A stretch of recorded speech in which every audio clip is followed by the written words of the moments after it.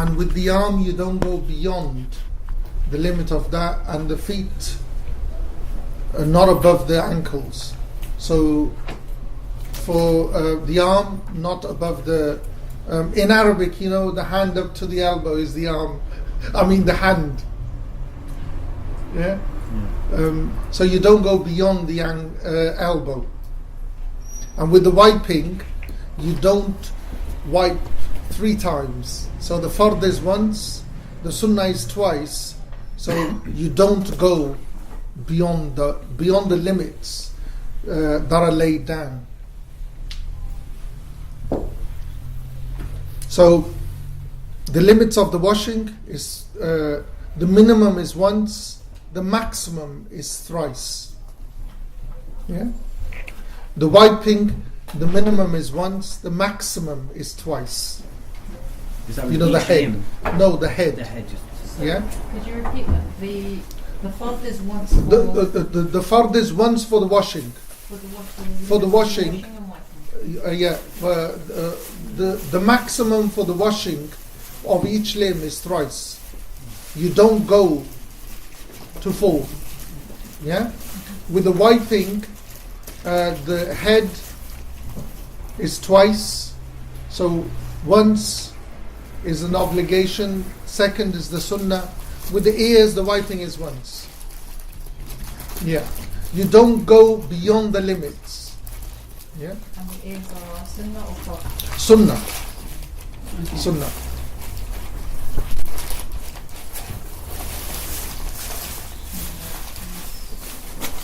Because the limits are laid down by the lawgiver. We can't, stick stuff into. When it comes to nafil ibadat, that's a different. But when it comes to fard ibadat, Malikis are sticklers. And I'll tell you how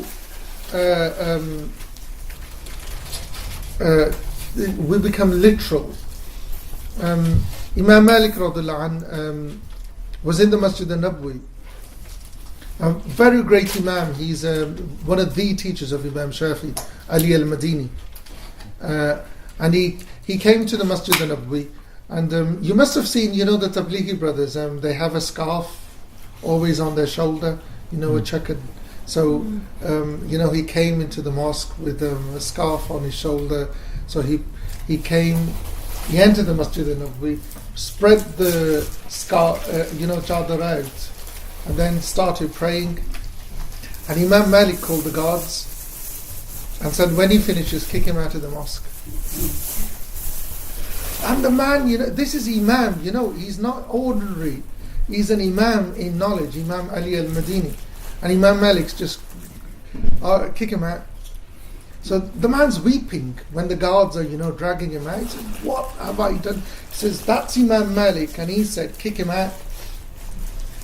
So he says, at least, take me to him so I can ask why I'm being kicked out of the mosque of the Prophet ﷺ. So they take him to Imam Malik, and Imam Malik says, you've done something that no one has ever done in the masjid of the Prophet ﷺ from this day till the time of the Prophet ﷺ. And the man weeps even further. There's tears pouring down his beard. Says, what have I done? So he says, what have I done? He says, you took the scarf off and put it on the thing. He says, no one puts anything down when they pray in this mosque. It's just that, with fard prayer, we're very particular. It has to be bang on, as much as, humanely possible, that, you get it. So the limits have been laid down by the Prophet ﷺ. We don't go beyond those limits, be it in purity or where we have license, we can. Where we don't have license, we don't go beyond the limits. Verse 69 is that someone who doesn't have the ability to do it all in one go, the wudu, from beginning to end. Yeah? Now, this is in normal weather. in normal weather, if one limb doesn't dry before you wipe or wash the other, then that's fine. For instance, the scenario that the commentator and used to be given in Muslim lands was they used to run out of water.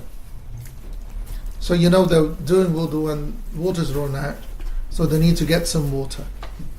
So the scenarios I give is if the phone rings, the door, someone's at the door, or you got to do something. As long as it's a must, then fine. You've got a reason. And rule of thumb, our jurists have a very simple rule. If you can convince yourself of the argument, you can convince God. If you can't convince yourself, you're not going to convince God. Yeah? So any excuse that you can bring forward, that you can convince yourself, then it's acceptable. Yeah? If you can't convince yourself, it's an unacceptable excuse. Yeah? So if there's a reason for not doing it in one go, and it's unacceptable, fine. Otherwise, one go. Verses 80 to 81 is that if you forget, this is I think one of the sisters asked before that if you forget to do a fard action, wash one of the limbs, which are fard or wipe, and you walk away. As long as you have not, walked away from where you're doing wudu, yeah, Then you can go back and do it. just that one action. Yeah, you don't have to, do the whole right from the beginning, because it's in Shafi fiqh it's an obligation that you do it all in one order. With us, it's a sunnah. It's not, an obligation. You can just go back and do. For instance, you've forgotten to wash one of your arms. Yeah, so you just go back and wash your arm. If God forbid that you've prayed any prayer, all the prayer null and void. If you miss a fard, yeah, if you miss a sunnah, your prayer is valid, your wudu is valid. If you miss a mustahab, your prayer is valid, your wudu is valid. And if you remember the fault whilst you're doing the wudu, do you go back to that action No, and continue from where you... No, you continue. You finish. You finish. And then Then you go back. Yeah.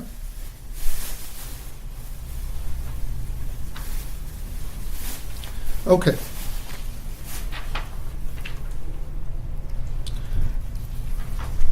What we've got is now the section what breaks wudu.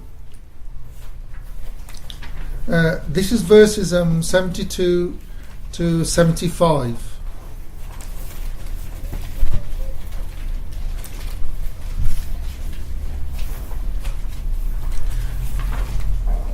How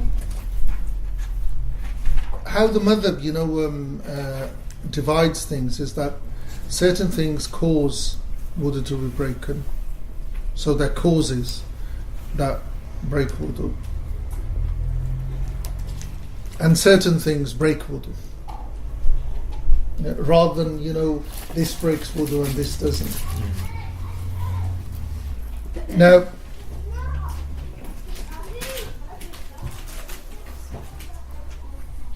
wind and urine, they break wudu.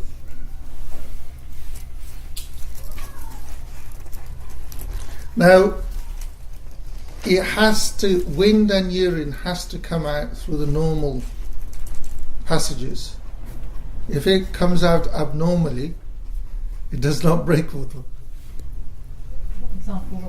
Example, that wind comes out through the front passage. urine comes out through the back passage, it's come out abnormally, does not break wudu. It has to be natural. So if somebody may have a is it a colostomy or something where it's outside of themselves, or it's not going through the natural passage, that wouldn't necessarily count as I think that's a different case. Okay. We're talking about natural. Okay. That's an abnormal, but it needs to come out abnormally through the passages. Incontinence. I was told that, I didn't know this. I got corrected there. In the UK now, the adult nappies are matching baby nappies or going more, but a lot of adult nappies get sold. But incontinence, we're looking at incontinence of urine, incontinence of stool. Under incontinence, even I think if we just stick with those. Now, is incontinence counted as unnatural? Incontinence breaks wudu. Incontinence breaks wudu. But if it is, hold on. Incontinence, if you can't this is the one thing that, you can't diagnose. Yeah. You need to be diagnosed by a professional.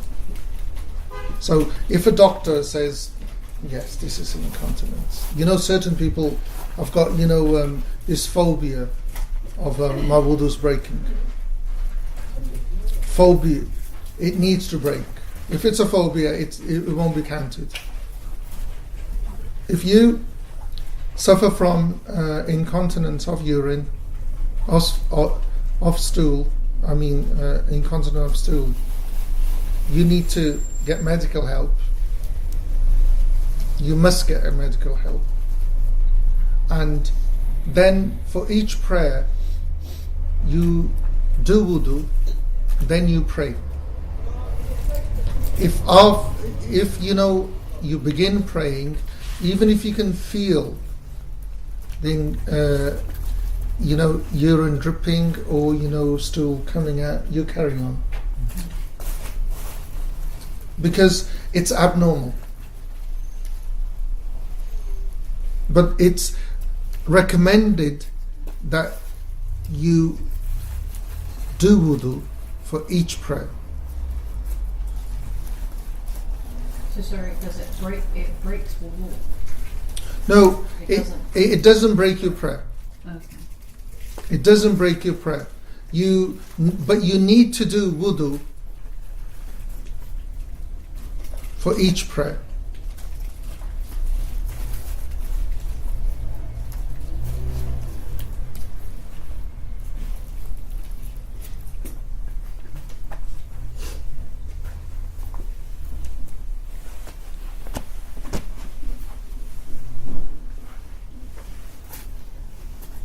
As for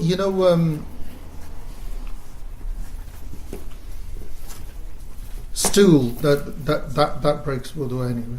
It's just like urine will break, stool will break. Now, sleep. Sleep is a cause of wudu breaking. It does not break wudu, but it will cause the wudu to break. So sleep gets divided into 4 types.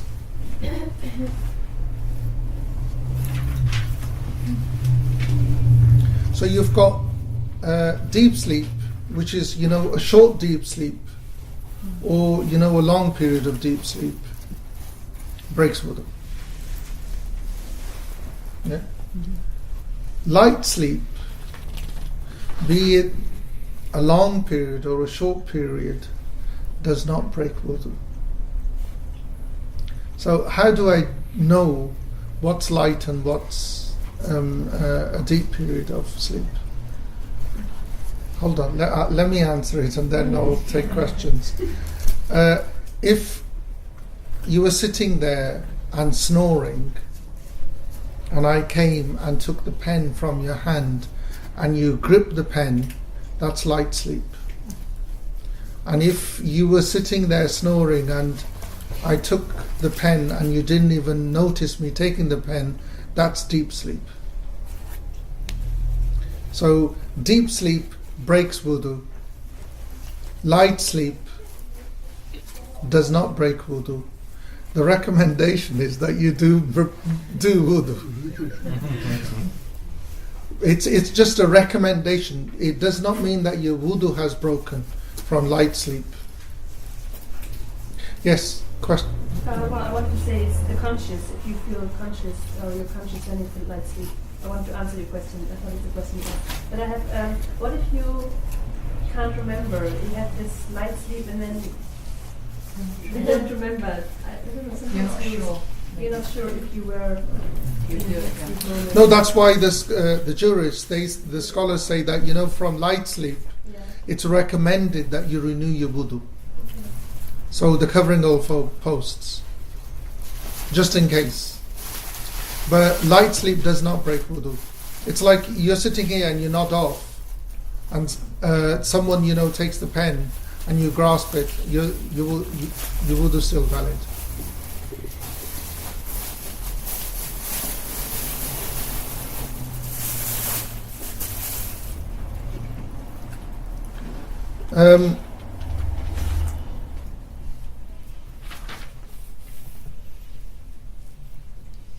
Madhi.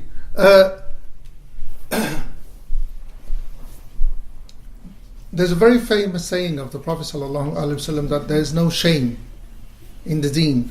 Some of the stuff will get graphic, but we're all in a learning mode. Now,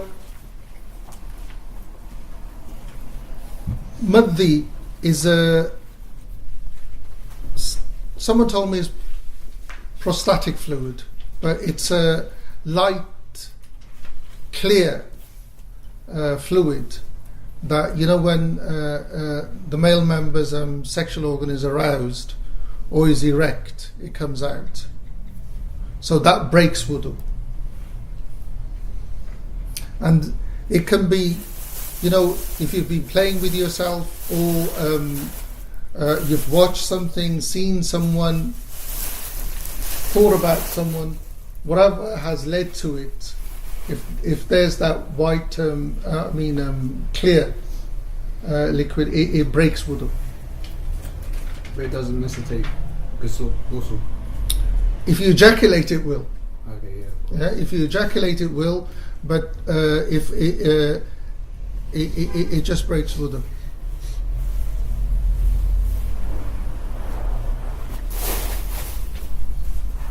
Now, intoxication, fainting spell, and losing consciousness or madness. These again are causes of wudu breaking.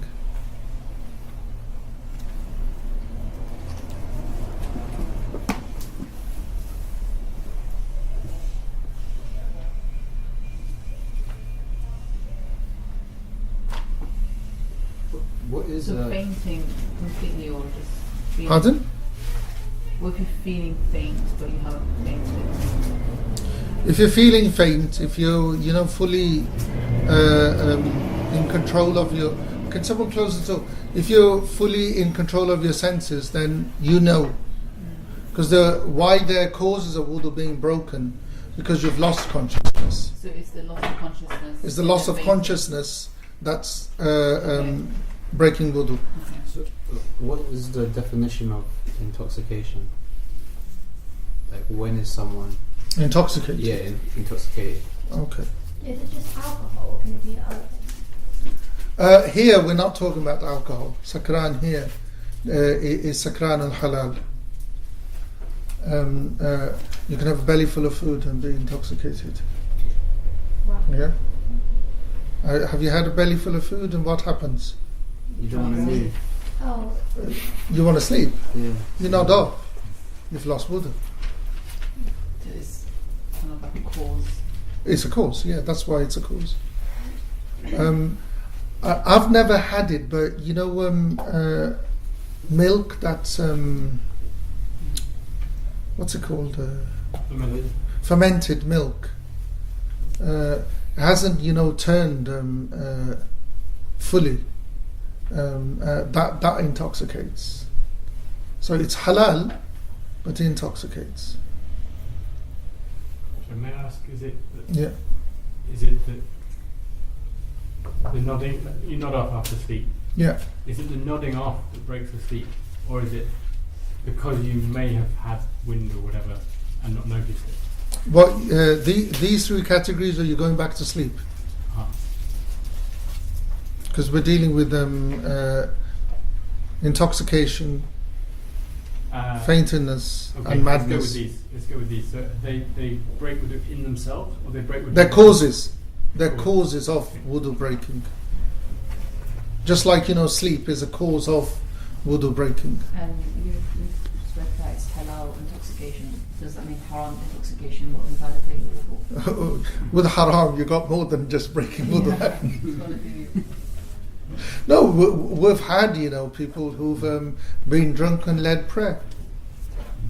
Yeah, go and read our history books, you'll find. And then they've said, "I've prayed 4. Do you want me to pray another rak'ah?"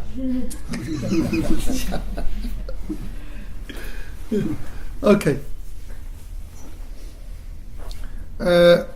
Touching and kissing. Now, both of them are causes of wudu breaking. Now, with touch, we're actually talking about arousal. It's not the Shafi understanding where skin to skin contact automatically breaks wudu. And it's not, the the Hanafi understanding where, you can fondle your wife and wudu doesn't break. The Maliki understanding is it's what your intention was.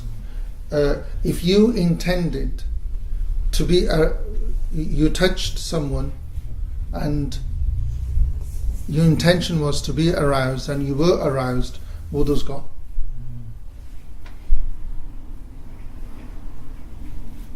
So if somebody intended to be aroused, what wasn't? Wudu's not broken. Because the intention was not to be aroused. No. No, if they touched, say for instance, their wife. Yes. With the intention to be aroused, and they just weren't. They're not for whatever reason. Okay. Nothing on the wife's part.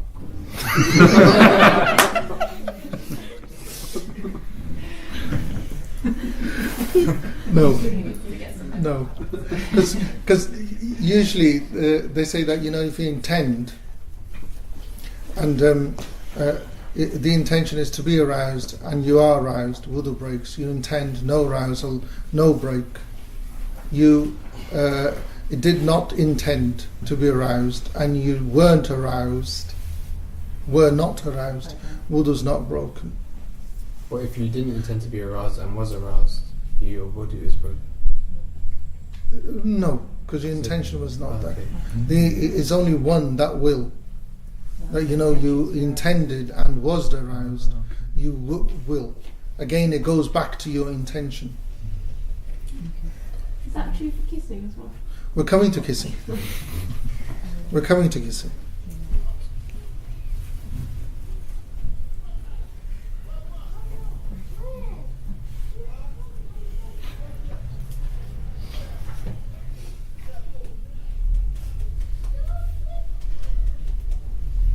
Okay.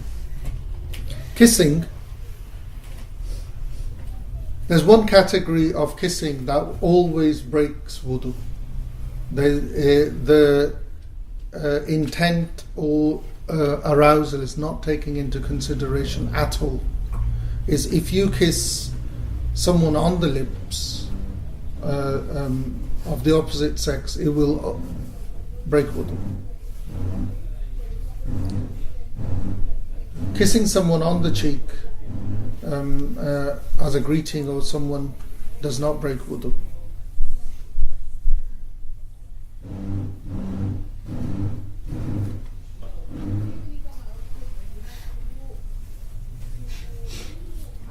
As a greeting, did you say? Where it's just, for instance, just saying salam, or whether it's... As a greeting. As a greeting. I always get asked that, here, that, the spouse will, kiss his spouse, just to say goodbye, agree on the lips, breaks wudu. Just get into a habit of kissing the cheek. Good romance. Huh? No, it's just that,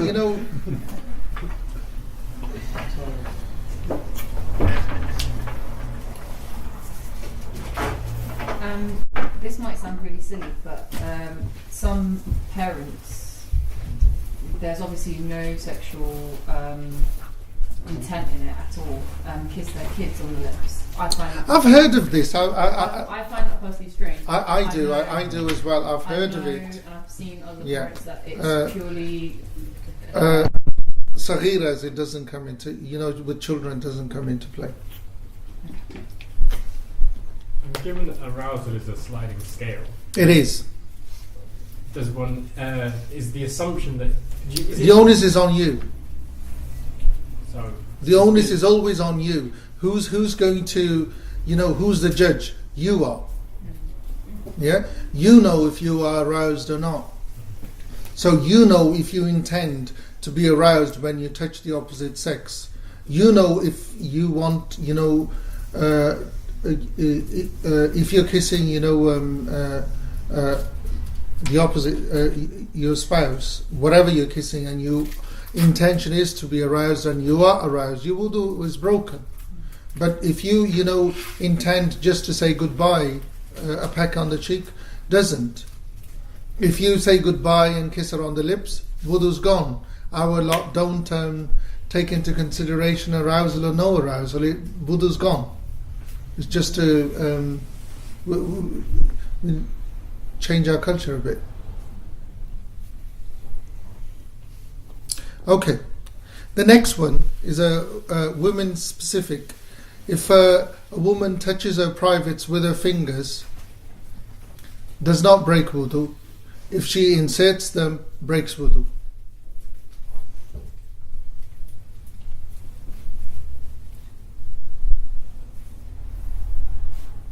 We had this, because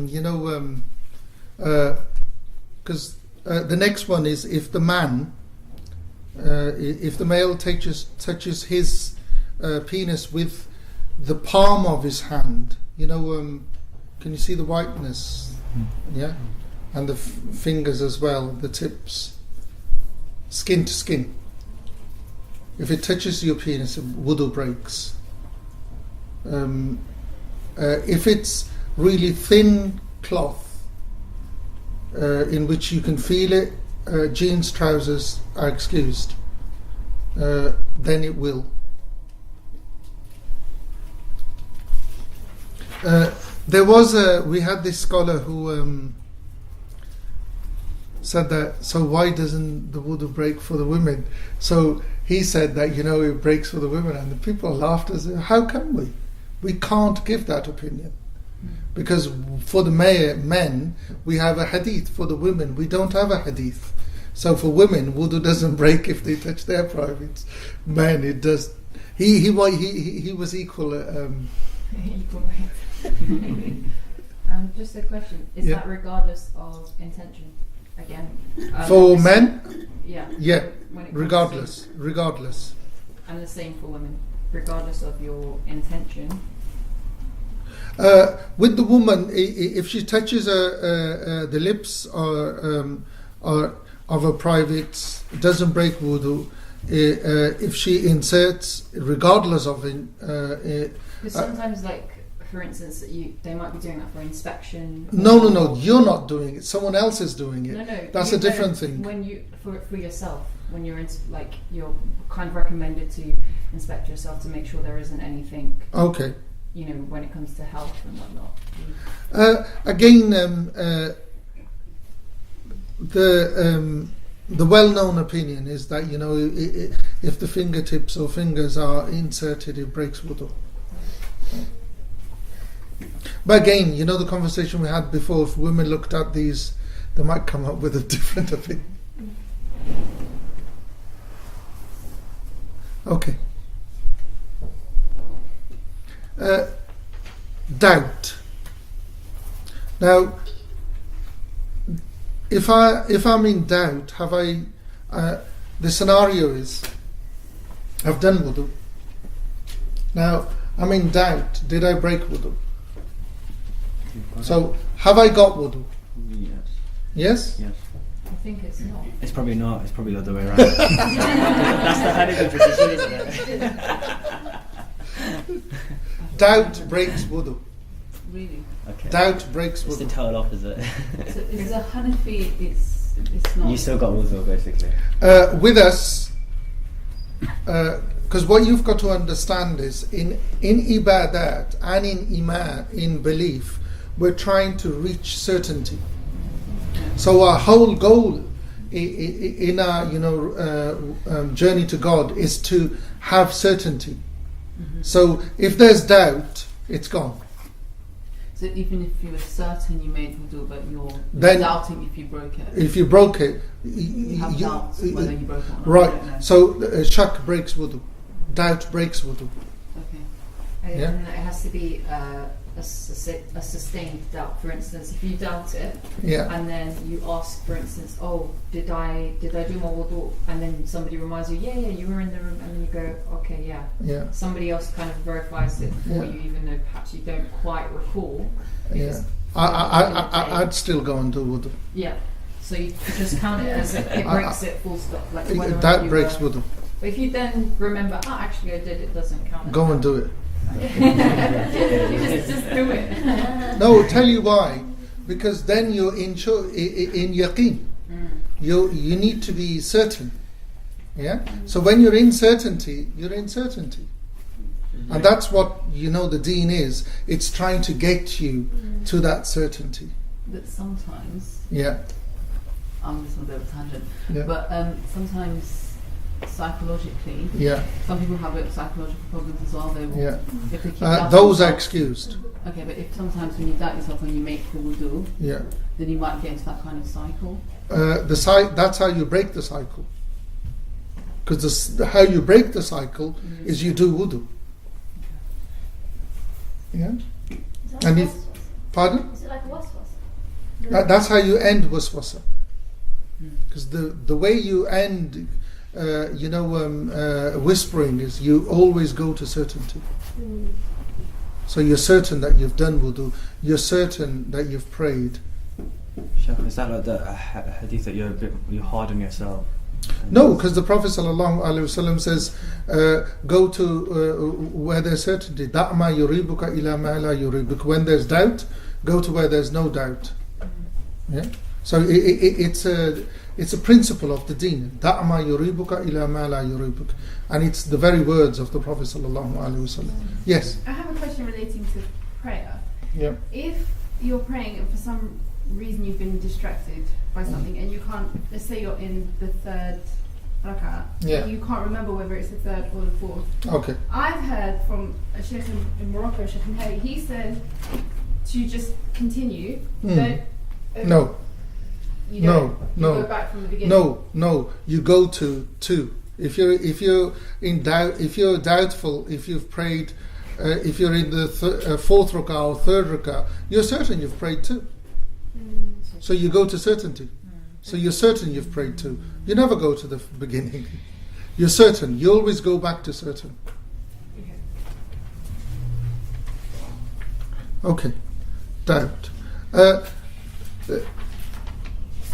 There's the last one on, the causes of breaking wudu is kufr, disbelief. Now, this always gets people. How does, disbelief break wudu? They're actually not looking at that. They're not looking at kufr. They're actually looking at someone who was a Muslim, left the deen, then came back into the deen. Has he still got wudu? Depends how long he's left, I guess.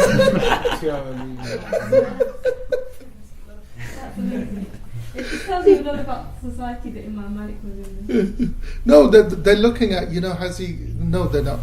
He hasn't got wudu. There's a friend of mine, Rahimullah, he's passed away, Sidi Ayman. His joke was that, this Imam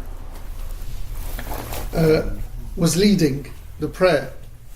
And, he saw a lion. Yeah?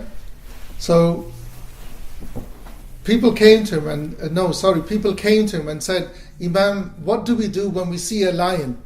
Do we, carry on praying? Or do we run? He says, you check if you've got wudu or not. You check if you've got wudu or not. Okay. Any questions on, breaking wudu? Any things that, yes? I was going to ask about blood, like if you cut yourself. Yes. So, because I was told that if it's consistent blood, then there's something that doesn't break it. If it's just one-off, breaks it. Okay. Within Islam, within Sunni fiqh, there's this running debate, is blood clean or unclean?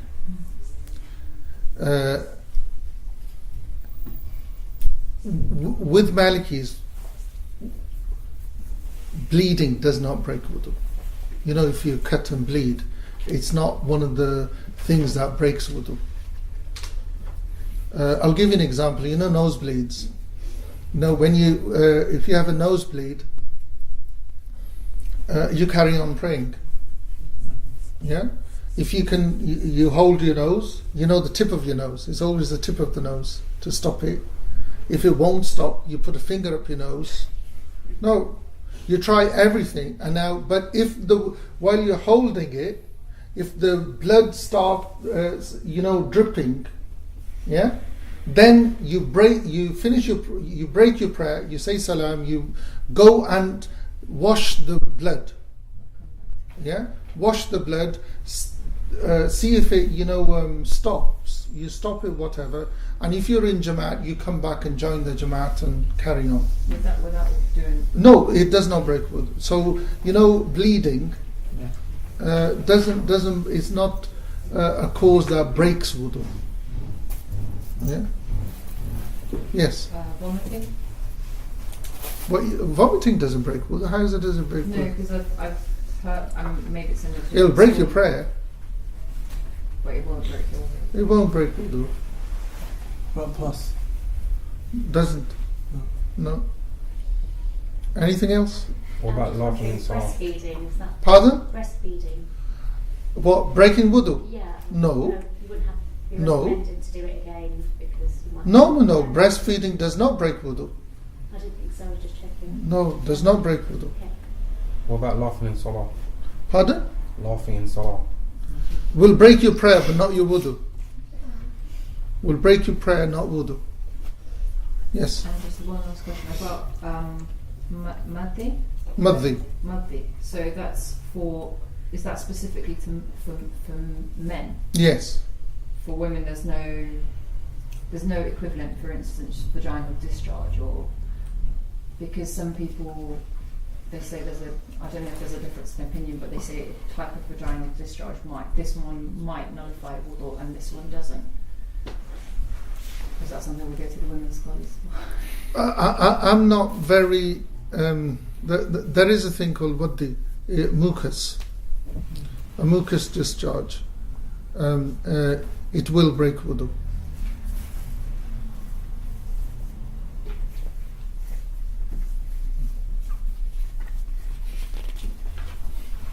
Because the thing is, it's a discharge that's coming from the genitals. That's what you're looking at.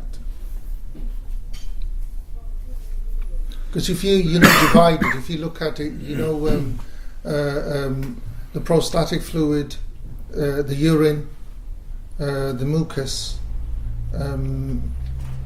stool, it's all coming from the two orifices. It's breaking wudu. So whatever comes out of the two orifices will break wudu. It's a general rule of thumb. Are we done?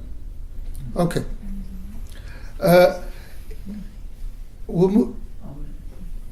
Verse 86. Now it's an obligation to clean when we urinate or defecate. It's an obligation.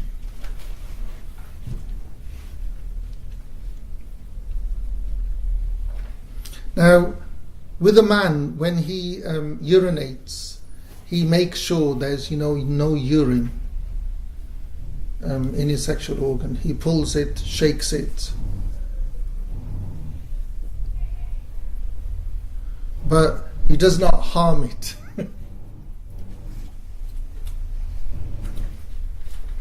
But what you've got to do is you've got to make sure that there's no urine left in both of the orifices. There shouldn't be any feces left, so you shouldn't be hurrying when you going for a call of nature. I think all of us are familiar with when the Prophet ﷺ passed the grave. Someone was being punished in the grave, and he says he's being punished for something so minor, because when he used to urinate, it used to splatter. So what you do is you make sure that there's no feces or urine left inside the two orifices.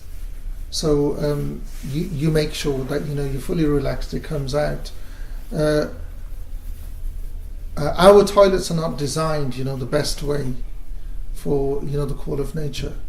Because, when you defecate, the way that, when you squat, it helps in clearing the passage better than, sitting. With the urine, again, you make sure that, the bladder is as clear as possible.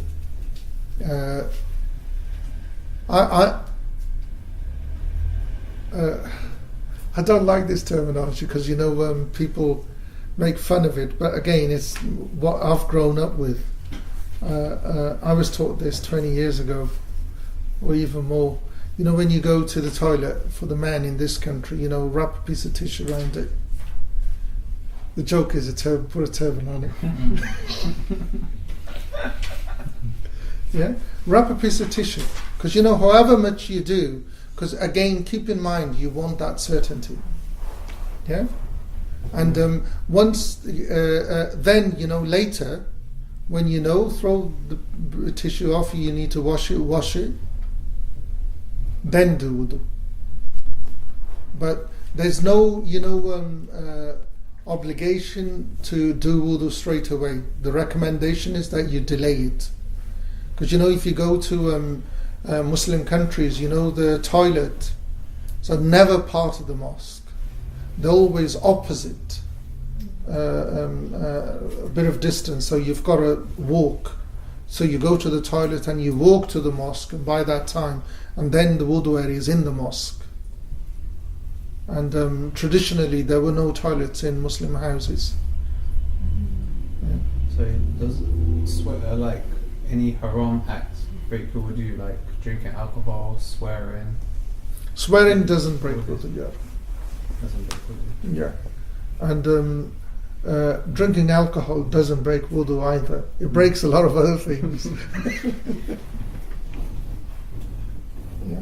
But doing haram is that you're doing haram. But if you've got wudu and you're doing haram, those actions will not break your wudu. Okay. Can I just, Yes. delaying the wudu, you mean you recommend to delay it to just before you go for prayer? Because I thought we should always try and stay in wudu. The obligation for tahara only kicks in once, the time of prayer comes in. If you want to be in wudu, alhamdulillah, it's good.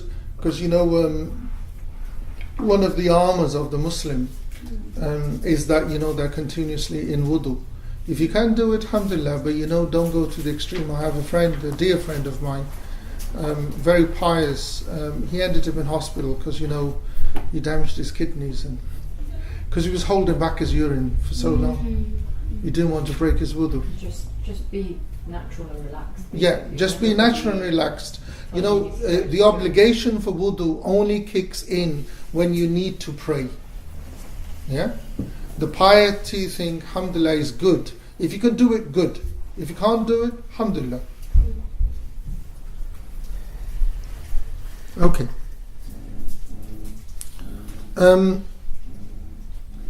Right. 88. Personal hygiene, how you clean yourself after you've been to the toilet. Now, traditionally, they used to wipe with stone, istijmar. In poor Muslim countries, they still do. They use pieces of clay or they use some stone or whatever, to wipe the feces off or, wipe the urine. Here, we use tissues. So, because we're dealing with hair, will you change the stone to tissue? Unless you want to go back to... Yes. Well, you're going to have a problem flushing the stones down. Yeah. Now, for both, you have a choice to use tissue or water. The ideal is you use tissue and water. Yeah? But if you are stuck, not stuck, if you are in a place where there's only tissue, then tissue will suffice. Yeah? Tissue will suffice. If you've defecated, you wipe yourself. That's considered clean enough for you to then do your wudu? Or no, when you need to do, if you need to do wudu, then go and wash it.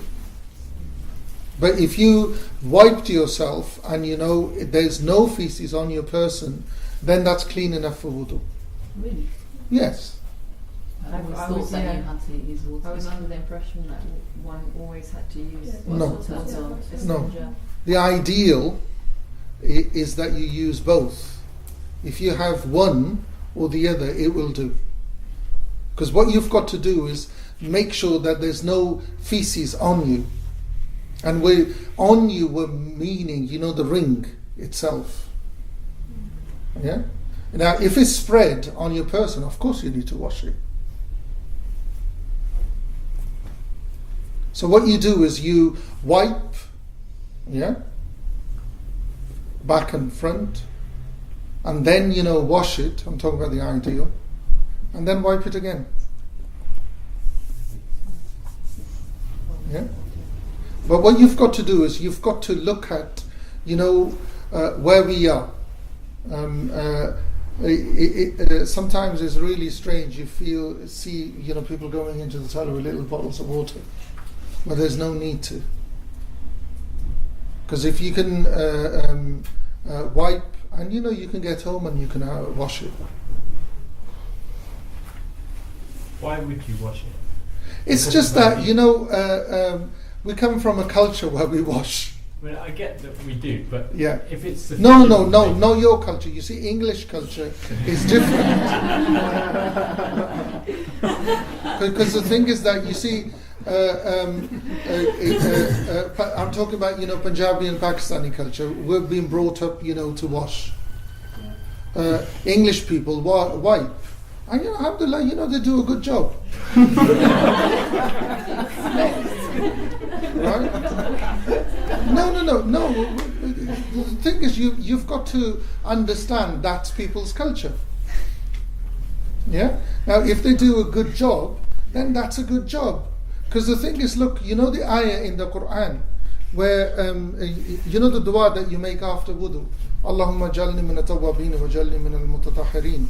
It's based on the ayah that the the Qurayshi thing, the people from Mecca, they were proper he-man.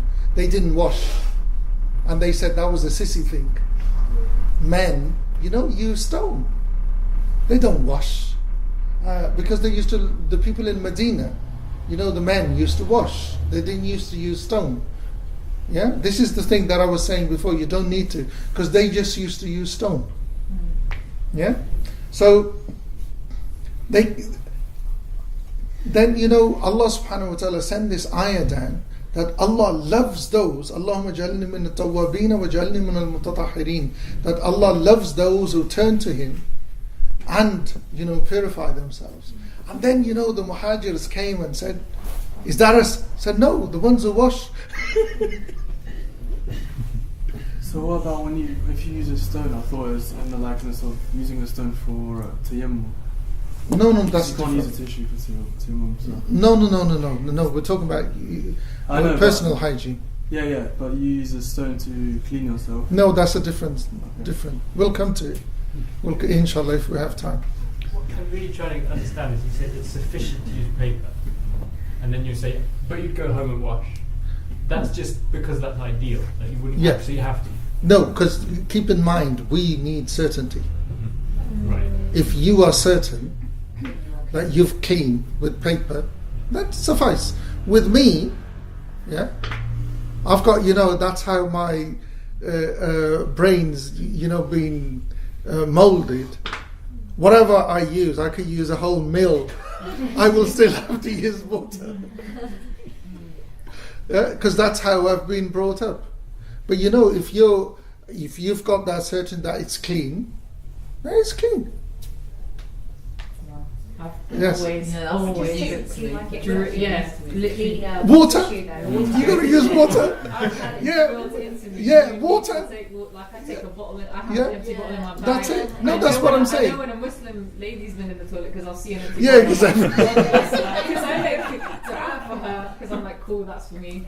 I'll find an empty cup. I will do anything to get water. No, because that's how we've been wired. Yeah. But it is cleaner, isn't it? It is. Because I didn't understand what skid marks were until I was much, much older. Okay. Because that's apparently, to do with cleanliness. Okay. So. But we're clear. What you do, the ideal,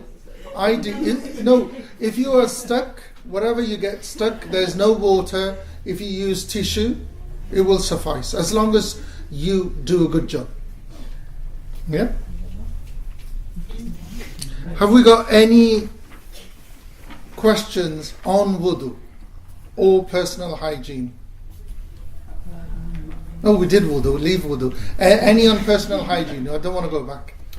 Yes. For example, you go to sleep at night. Yes. And then if you wouldn't know if there was a discharge or not. Yes. And there's a high chance that it would have gone on your trousers or anywhere. Yeah. And then you go and pray with those clothes. That's an issue, isn't it? Well, the thing is that this is the thing about English culture is they wear a different set of clothes. They wear pajamas. Well, they used to, or some people still do. So you change your clothes. But if there's been a discharge, you're talking about a wet dream. No, it's like minimal. Minimal. But you wouldn't be aware of it if it was minimal. The thing is that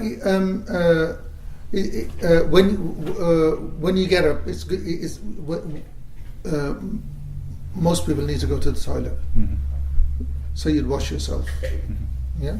So that would get off, any anything on your person. But on the clothes. On the clothes, if you see it, then we know. Yeah. If not, then. Because the thing is that to remove najas from your person, you must have the ability, and you must remember. Yeah. You must have remember. You must know that there's najas on your person. Yeah. You must know there's najas on your person. then you must have the ability to remove it. So what's najis? Filth. Yeah, no, about dogs. I know Maliki Fiqh has a kind of unique understanding versus the other schools when it comes to dogs being considered, or their saliva or something being considered impure. It's not just dogs. Pigs are clean as well. So so if say for instance a dog licks your hand or anything, would that? It doesn't break wudu by Hanafi fiqh either. Oh really? Yeah, it's just people don't know their fiqh. If you pet a dog and you're Hanafi, it does not break your wudu. So is there anything that where touching an animal would break your wudu or would be considered impure? With Malikis? Yeah, with Malikis. I'm not really. If the animal is,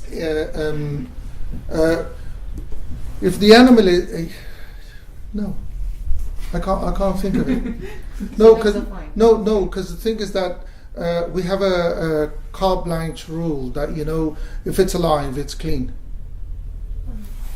If it's alive, it's clean, unless Allah or His Messenger has categorically said that this is not.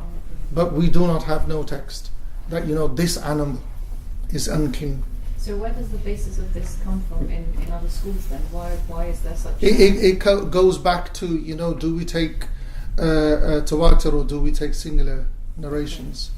Well, the mother lays a stress on that we will take the principles will be the Quran and the mass transmitted. So the clear-cut principle is if it's alive, that's the thing that makes it clean. Can you have a dog? Do you need a dog? Like if it's not a dog? No, that's a different question now. Thought I'd try. Yeah.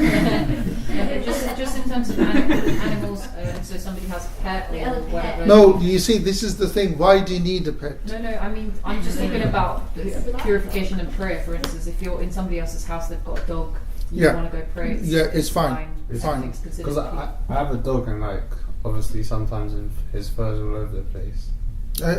Dog is not unclean. Yeah. And just because you have raised it, dog is not a cause of angels going away either. Yeah. No. We believe in. Don't take that. You can have your dog now. Yeah. Dogs are not cause of angels going away. Yeah. If dogs were unclean, why would God talk about it? Why would God talk about a dog? And why would He describe the mannerism of the dog, how it lay, how loyal it was, and that dog's going to Jannah. So an unclean animal is going to Jannah, where the angels are going to be. All the angels are going to leave. Just so I can read it later, what narration is that? Which one? It's in the Quran. It's in the Quran, Surah Kahf. Surah the cave. Yeah. The cave. The dog thing is. Yeah. So dog licking you does not break you with it at all? And No. it's not considered medicine, clothes. No. Just their urine and defecation, obviously. It's just if it licks the bowls in it. Pardon? It's just if the saliva goes inside, if it licks a bowl. The bowl's not unclean, but we clean the bowl as an act of ibadah. Okay. Now, yeah, because the Prophet ﷺ said. So now we're sort of in that realm. What about statues? Because I know statues are mentioned in the Quran. Can we go back to Ghusl? I think my question was valid on dogs. Because mine was this is going off on. But it's still about prayer. It's still like the validation No. of prayer. Look. Dogs is a different thing. Statues is a different thing. Yeah. Statues is a different thing. Just get rid of them. They get rid of angels, don't they? But dogs don't get rid of angels. How many angels do you have with you? 2. Yeah, you're right. You got 4. I said 7. You said 7. Is that wrong? No, there's I said at least 2. So okay, there's actually 24, but I'm not going to go into them. One for every animal. There's actually 24, but there's 4 with you all the time. Yeah, and none of them leave when angels come. That hadith is specific to the Prophet sallallahu alaihi wasallam. It was to do with the angels of revelation, not to do with me and you angels. Okay, we're done. Let's move on to ghusl. The faraid of ghusl. Yeah, the faraid of ghusl are 4. This is verse 78 to 80. To 80.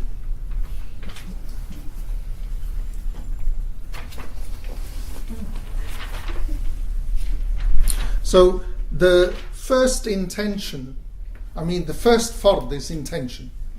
Again, depends on why you're doing ghusl for. If it is, junub, you can be specific. Yeah, major if you're sexually defiled. Not defiled. God.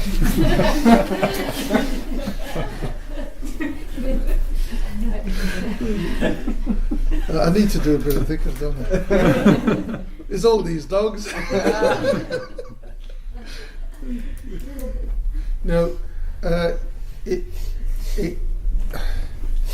if you've been intimate with your partner, that's what junub is. Usually, when we're talking about, the obligatory ghusl, that's in Muslim life. That's the main ghusl that you're looking at. That's an obligation. So the intention here is always that you make it, to remove major impurity or to fulfill the obligation of ghusl.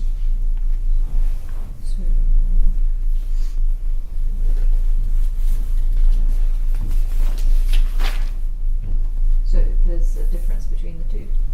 Say again?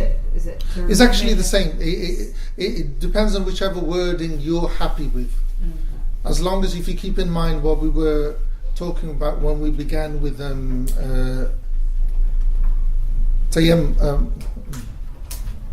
wudu, the intention general rather than specific.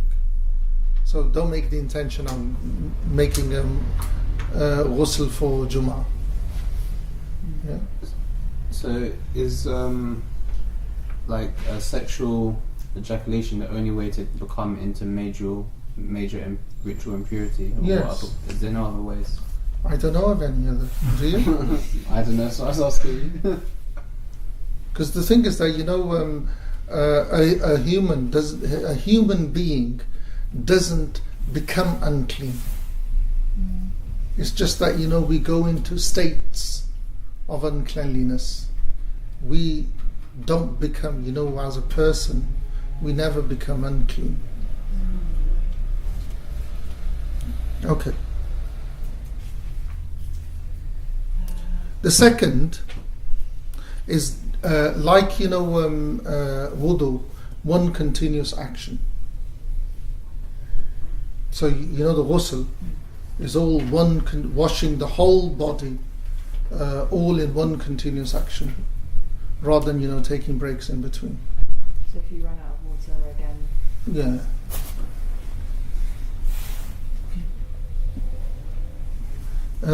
The third is dulk, which is rubbing, gentle rub of the whole body. Here you can use aids, something. You can use a brush, you can use a rope. If your spouse is helpful, you can ask her to help. It's not a problem. If you've got a servant. Her or him. Pardon? Her or him. Yeah. I got no problem. I got no problem. Whoever. But what you've got to do is you've got to make sure that the water has reached the whole body, the whole skin. All of it has been washed, because it's an act of worship again, like wudu. So even if you don't, but you have to rub everywhere. You're aiming. That's your aim. You're trying. The aim for rubbing is to ensure that water reaches there. Water reaches. So if you've got a shower head. Shower. And you still use your hand. Still use it. So for instance, if you're trying to do your back. Get a brush. Or reach over. Even if the water reaches there with the shower head, one must do. Yeah, because then what's happened is you've poured water over your back. You've not washed it. Do you see? Okay. Yeah, you need to wash it. So, okay. Yeah. Okay. The fourth obligatory action is you've got to make sure that water reaches your skull. You know, the skin of your skull. The scalp. Yeah, the scalp. That's the word, scalp. Using your whatever your fingertips.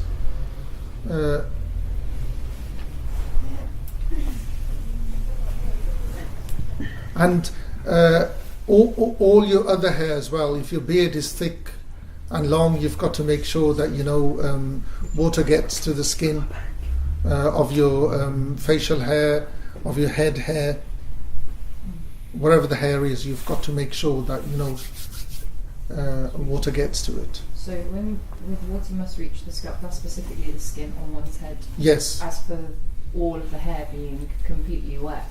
Yes. Is that something that's included? So if you've got very long hair, you must ensure that all of it. Yes. Completely wet. Completely. And if you've got plaited hair or braided hair or false hair, doesn't matter. It needs to get wet. So if you don't need to undo any of it. You can keep the plait. You can keep the plait. You can keep the braid. As long as Sayyidah Salma radiallahu ta'ala anha, the wife of the Prophet sallallahu alaihi wasallam, she had braided hair. So she came to the Prophet and says, "What do I do with these?" He says, "Bring me water." So he took a plaited hair, put it in his head, and he poured water over it. He says, "This is what you do." So you just got to make sure that all the hair gets soaked and washed. False hair, what did you mean? No, people can have extensions. So the extensions must also be wet. No, everything it needs to be washed.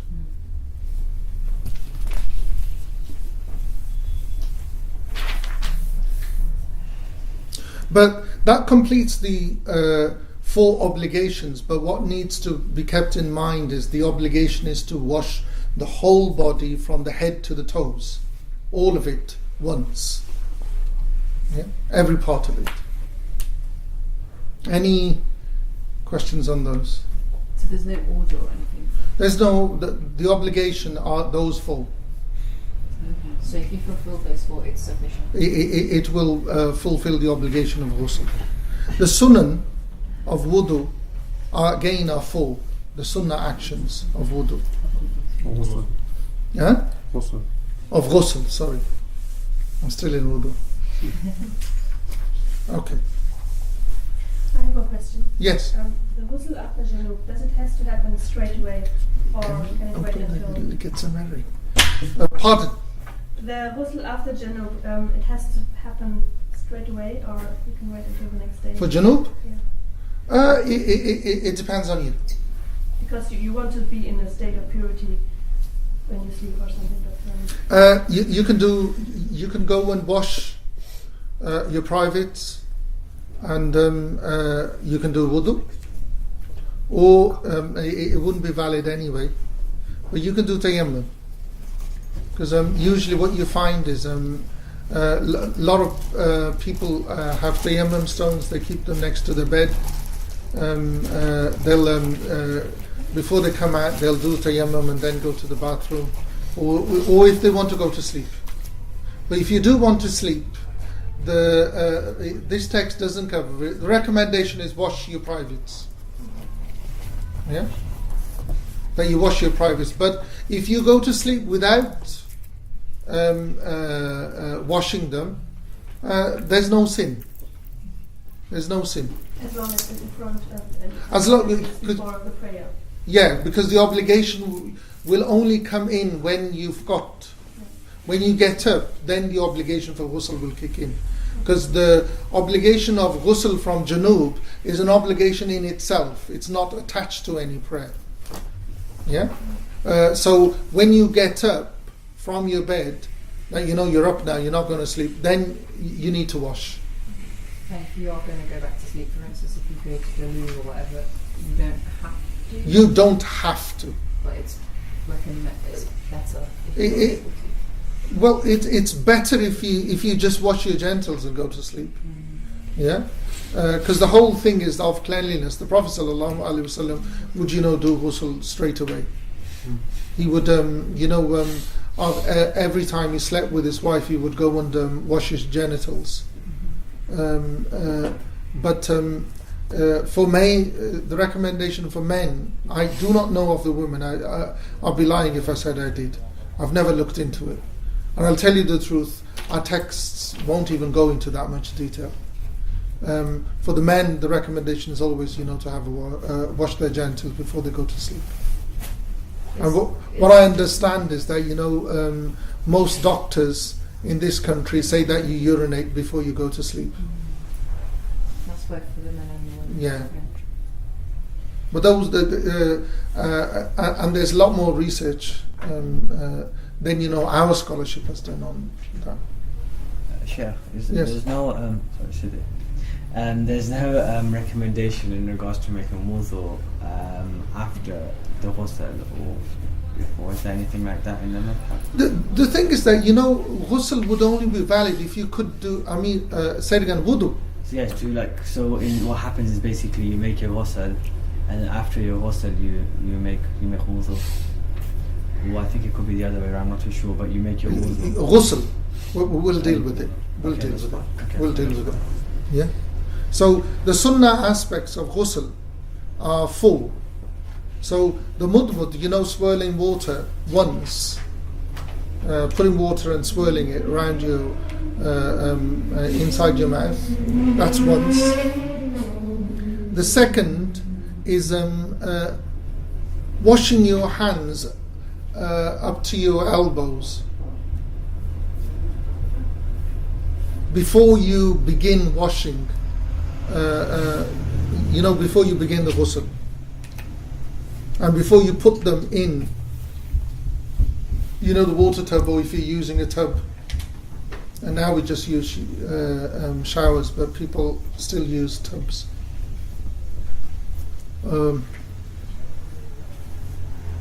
The third sunan is, sniffing water and blowing it out. And that's just once.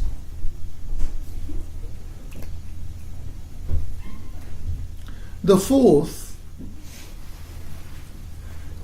is making sure you wash inside the ear. Not where we wipe, but inside, the hole itself. So you make sure that you wash it inside.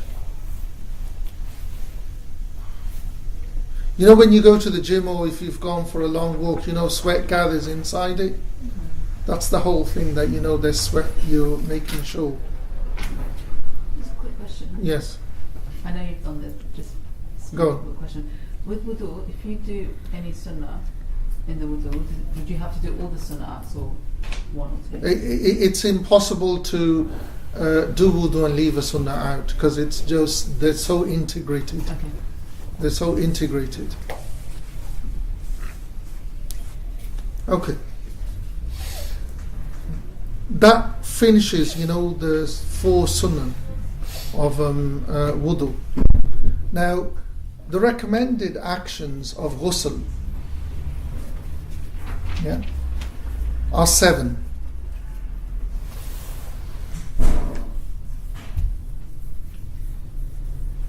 This is verse 82 to 83. So the first recommendation, if there's any bodily fluids on your person, you wash those off first.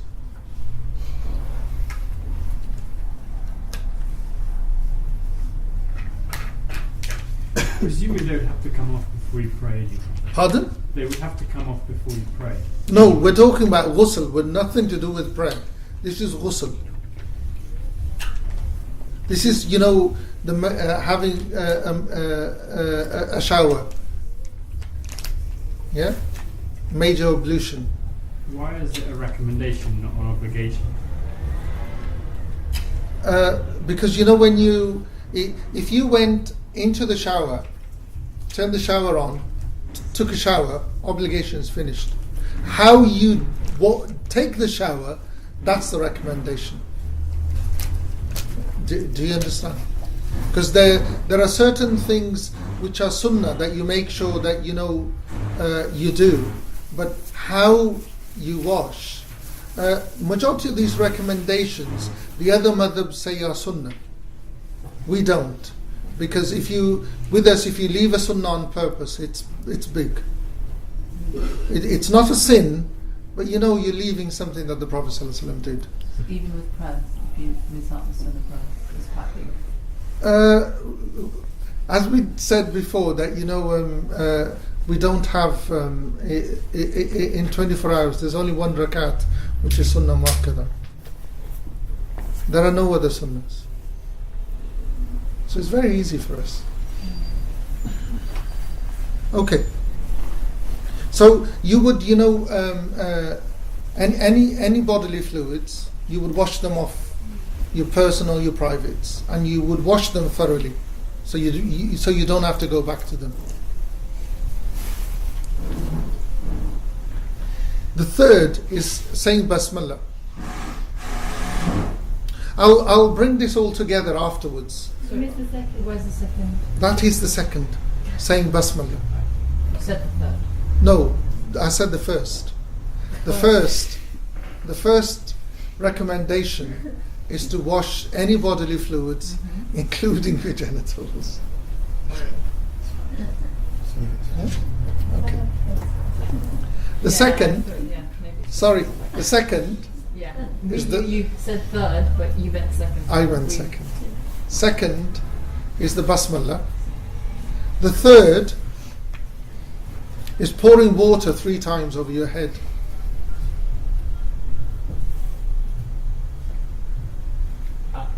Consecutively, 1, 2, 3. If it's a shower, then it's just constant. It's fine.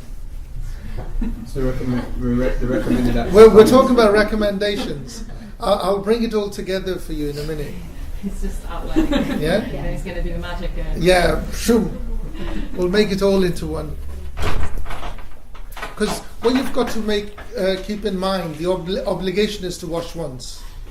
So if you were to fill up a bathtub, make the intention, go inside and literally rub yourself completely, and then come out, you've done the ghusl. Done.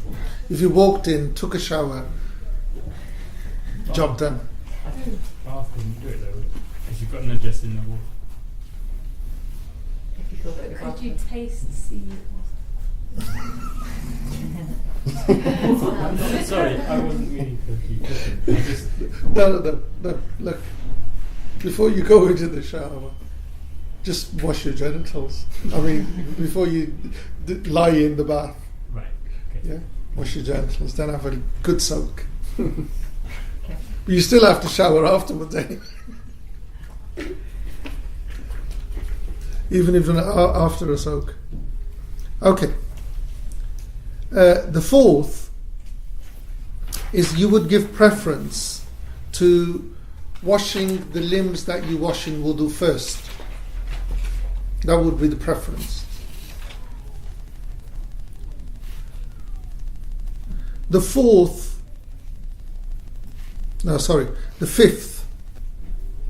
recommendation is not wasting water, little water.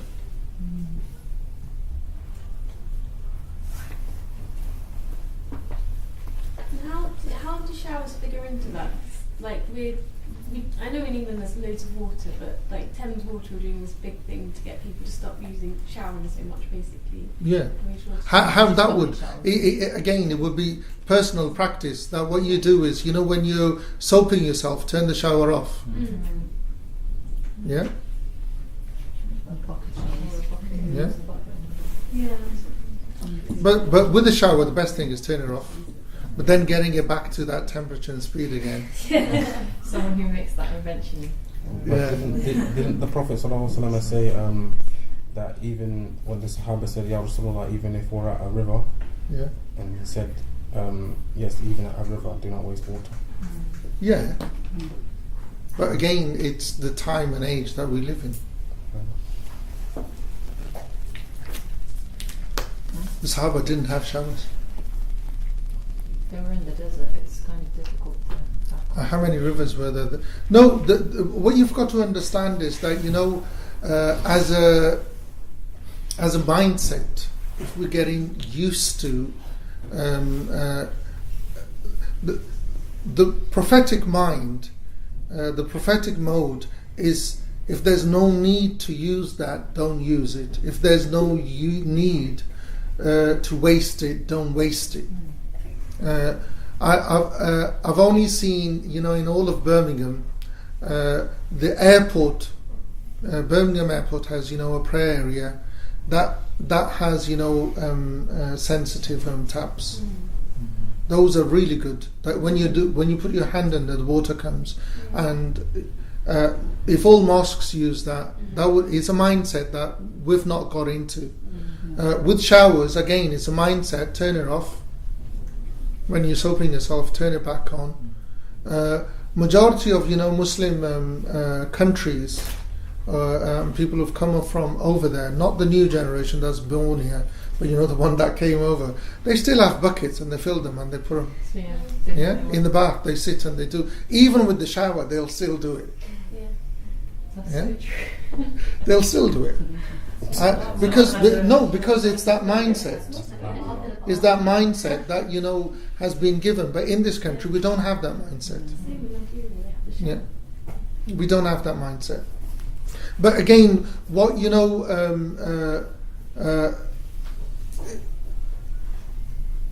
the sensible thing to do is that don't go over the top. Yeah? Number 6 is that you wash the top part of your body first and the bottom part next.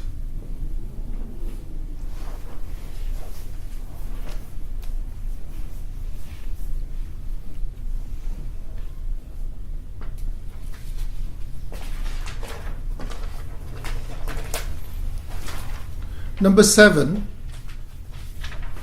is that you wash the right top side first, and then the bottom right side first.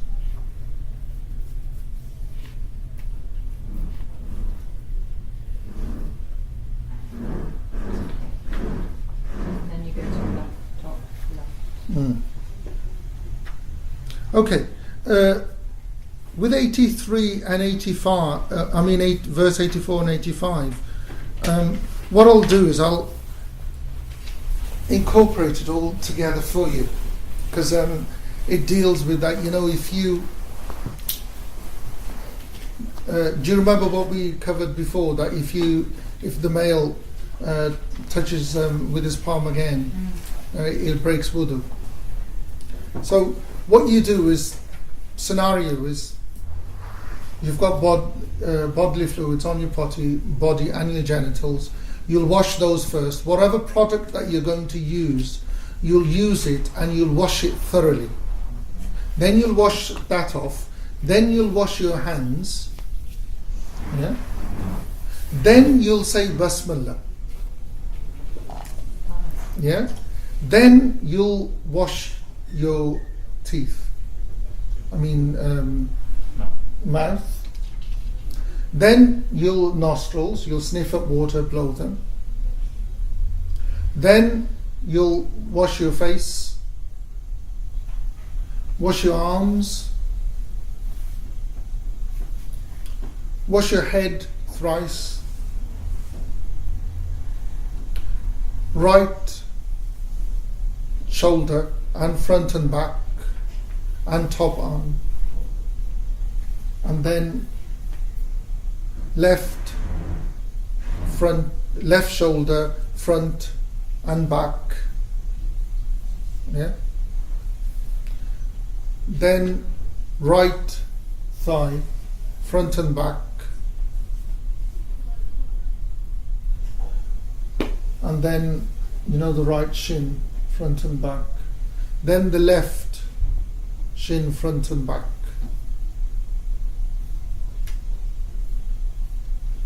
And then you'll wash your feet. When you finish. And if you need to pray after? You've got wudu. That's This incorporates the ghusl, incorporates the wudu and the ghusl. The recommended ghusl or the obligatory? No, all of them. If you get into habit of doing it this way, all the time you do it, when you come out of the shower or bath, you've got wudu and ghusl. And this is the way that the Prophet ﷺ used to do wudu. Used to do ghusl. If you just do the obligatory. The obligatory is that you walk in. But would that you still have to do wudu afterwards? Yeah, you would have to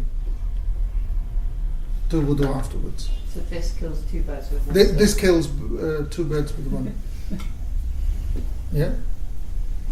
Okay. Any questions on ghusl?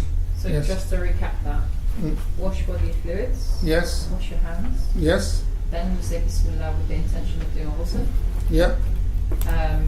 And then you swallow in your mouth once. Yeah. Sniff once. Wash your face. Yeah. Your arms. Yeah. Up to your elbows. Yeah. 3 times on each side, or is for once is enough. Once is enough. Yeah. As long as you cover it. Head thrice. Yes. So is this the thing where you're just making sure that water has fully, because majority of people's hair is on their head. Yeah. You're making sure that if you after that applied whatever product you're using, to wash your hair, if you applied that, washed your hair, then finish with that, then wash the rest of the body the way that I said, that will be fine. Yeah, I was going to ask about like you said, shampoo or toothpaste when you do your mouth. Yeah, that's fine. That's fine. That's fine. Okay, so you're washing it 3 times just to ensure that the hair's wet. Yes. You do it with or without product. Yeah. Then right shoulder, front, and back, and the arm, etc. Then your left front and back. Front and back. Would that include your face and your neck? No, because you've already when you've already washed your face. So it's not required. You're not required. Say for instance, after you wash your hair, to then start again from the top of your head. No. Your ears. No. What you do is you're doing it all as one action. Okay. So then your left shoulder, front and back, and right arm. Well, no, just your left shoulder, front and back, and that's it. You wouldn't have to worry. Yeah, because you've already washed that. Okay. And then same for your left side. Yes. Then you go down to your right thigh, front and back. Yeah. Left thigh, front and back. Shin, knee, shin, front back, and then your feet would be last. Last, when you're about to walk out. Up to your ankles. You'd wash your feet. With your how you do it. Yeah, as you do. Once would be enough. But once would be enough. Yeah. Could be considered. Yeah. Okay. Sorry for the blokes. Then you wash your genitals at what point? Right at the beginning. Right at the beginning. With the intent. Whatever you're doing, you wash them fully, so you don't need to go back again. Whatever product you're using, use it again. Right. And the basmala comes after. So you've got intention, genitals, basmala. No, what you do is wash it. Yeah. Your intention is already there. You've walked into the shower, bathroom. I need to get you. Yeah. Okay, that's enough. You've already. That was the reason you went in. Okay, cool. That's easy. Yeah. You walked in, wash your genitals, whatever product you're doing. Right. Yeah. Yes, sister. Is there any difference when women have to do ghusl after their period? Is there any amendments, anything different, or is it the same? Women would do it exactly the same, because after their menses they would have to make sure it's clean, that they clean their product, clean their private with whatever product they're using, and then they would do wudu, and then wash the exactly the same. What if you do the ghusl and then you think that your period's over, but then you find maybe sometimes after a day you have some discharge a little bit or something, you do the whole ghusl again, or Is it is just it enough to do the small, wudu? small Just really. there? If there's a discharge, really you see, if there's a discharge, it's the same with the man. If he feels that there's a discharge from his genitals, he would have to do wudu again. But the ghusl or the normal wudu? No, just normal wudu. Normal wudu. Normal wudu, not ghusl. Okay. Not ghusl. So, for instance, for women at the end of their period, something that looks like it might be, it's slightly discoloured, as in it's not the normal colour of the discharge. You think it might still be a little bit of blood. Would you have to do your major ghusl again, or would you just would that? What you've got to do is, with the menses, you've got to make sure there's a show of mucus. Sure. Once the period stops, there's some kind of mucus that there's right. Once that comes, and it's dry, it's fine. It must be absolutely clear. So no doubt, needs to be clear. And if you have doubt, is prayer then not no doubt. You need to be sure. Yeah. You need to be certain. Because say the wives of the Prophet ﷺ, they would be given, by other Muslim Sahabiya, they would pieces of cotton to make sure. So you need to be certain that it's dry. Yeah, sometimes I think in some, for instance, the way that I've been raised, perhaps is that it's considered worse.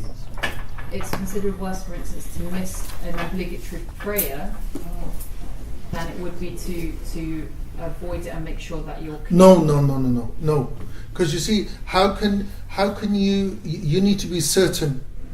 Yeah, prayer is not an obligation if there's doubt. There needs to be certainty. Yeah? You need to be certain. It's like someone. I'll give you the scenario. It's a really bad scenario, but someone wants to become Muslim, but it's not sure. Their iman will always be in doubt until they are certain. Yeah? The whole thing of the deen is we're always aiming for certainty. So if you make ghusl and then you realise actually there's a little bit of that you weren't completely just wait. But you've made ghusl, you thought you were. No, but fine, you've just had a bath, it's nothing major. So then you do a ghusl again, obviously. Yeah, just wait, repeat it. Okay, that's fine. Yeah, so simple. Because it could happen that you would have praised, you think yourself. Again, you see, Allah does not burden a person, because you see, you did it to the best of your ability. Allah will never take you account for that. Never. Okay. Now, the things that, yes. What is the measurement of the Rasul's water consumption? I'm not going to go into that one. How much did the Prophet ﷺ use water? He used a certain amount of mud. Yeah. Again, we can't, become that. There was a dear friend of mine which I haven't met for some years now. His sheikh told him that his I wear this kind of because I find it comfortable. It's got nothing to do with anything else. People think that this is the sunnah or whatever. It's comfortable. That's all it is. Yeah. So a friend of mine used to have a certain measurement of his kurta, tunic, and I said, why do you have that? He says his sheikh told him that was the sunnah. I said, whose sunnah? That was the sunnah of the sheikh. Yeah? That was the way. Sunnah literally means the way. Yeah? What we do is try to emulate, the sublime character of the Prophet sallallahu alaihi wasallam. That's more important. Yeah, inshallah. What obligates ghusl? This is verse 86. The things that obligate ghusl. So it's the bleeding from the monthly cycle for the woman, postnatal bleeding, ejaculation, and penetration into the genitals. Okay. Now, the first and second, bleeding from the monthly cycle and postnatal bleeding. It's clear-cut. There's one myth that I do, like destroying. This 40-day period after childbirth. Forget it. Our women have it too easy. Yeah, it works very well in Pakistan and in India and in Bangladesh. Here, it's not going to work because what traditionally happens is 40 days after giving birth to a child, the woman just doesn't do anything. The nurse comes, she's looked after. All the relatives come together. It's a very good, very good tradition. The woman gets rest. It's got nothing to do with the deen. Yeah. After 40 days, she'll have a ghusl. Now she'll start praying. No. As soon as the bleeding stops from childbirth, you're under obligation to pray.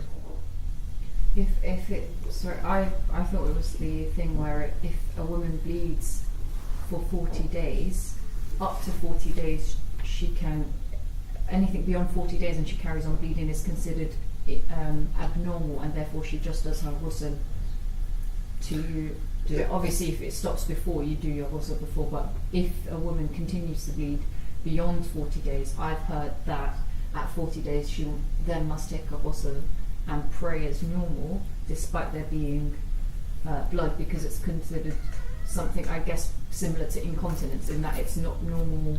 The thing is that the category of mustahida is a different category. I do not know of women who've given birth and they bleed for 40 days because there's something major wrong. So, but if that does happen, they need to get medical help. Hospital. Women do not bleed for 40 days after childbirth. Yeah. They just don't bleed that long. I've had 66 children, so I know that much. Mustahida, which is a category, of where the woman bleeds abnormally. Now, this category is again found in our books. It just shows how bad women's health was.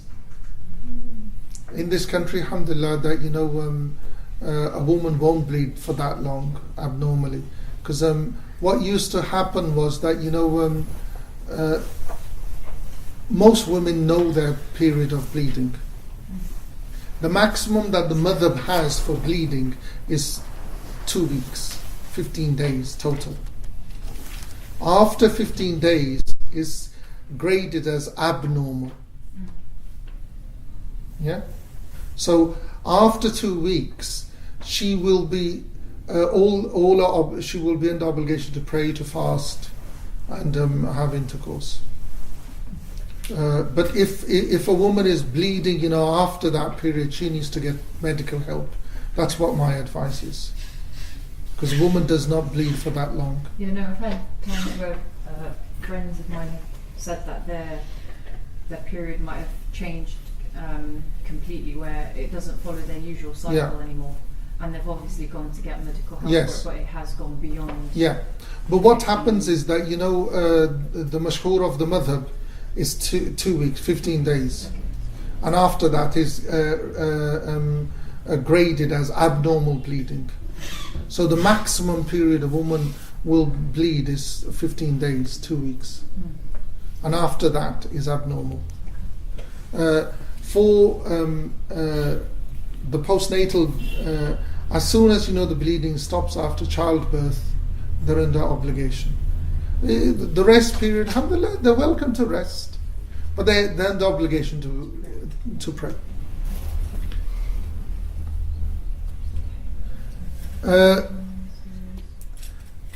Ejaculation, that's discharge of semen, needs to happen naturally. If there's a discharge of semen that occurs unnaturally, it will not obligate ghusl, it will obligate wudu. Someone in shock will sometimes ejaculate. The books record being stung by a scorpion or something that someone discharged. I've heard of people riding horses, but it's unnatural. So those will only obligate wudu. It will not obligate ghusl, and it has to natural.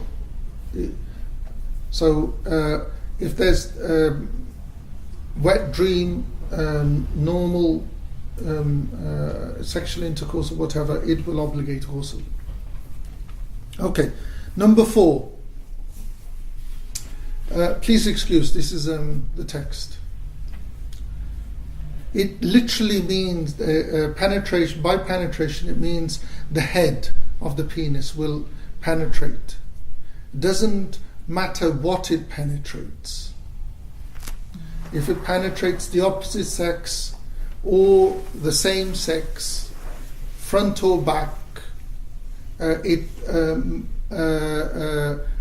or alive, animal, all of these, any category you can think of, it will obligate ghusl. Any orifice. Any orifice.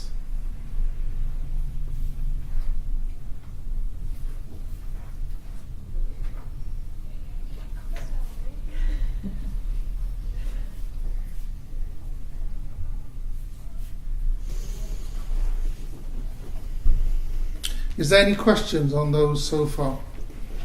I think that was clear. Okay, now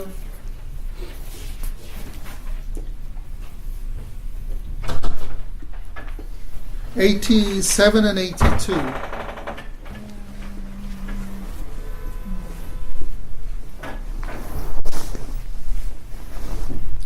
The first two,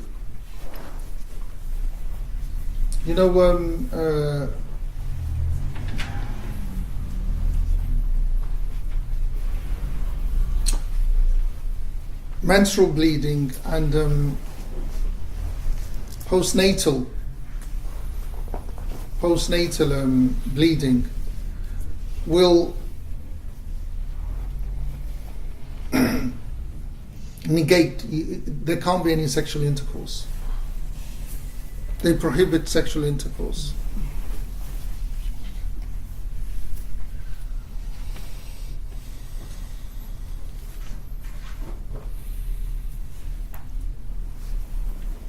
Till there's ghusl. Till there's ghusl. The others, the Quran.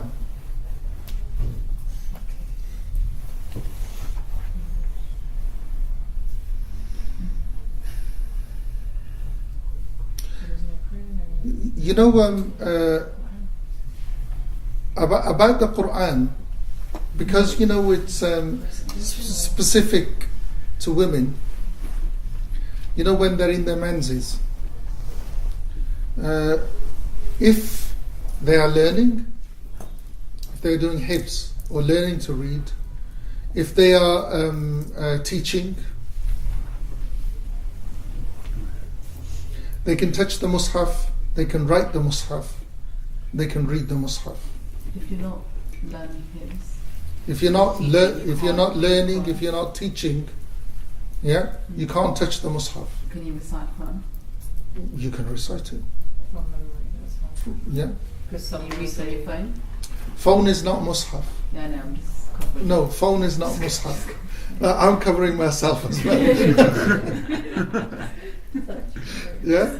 We're talking about mushaf. Mushaf. Yeah? Sheikh, don't please, some people, like anything that's binded with Arabic that has Quran in it is a mushaf, isn't it? No.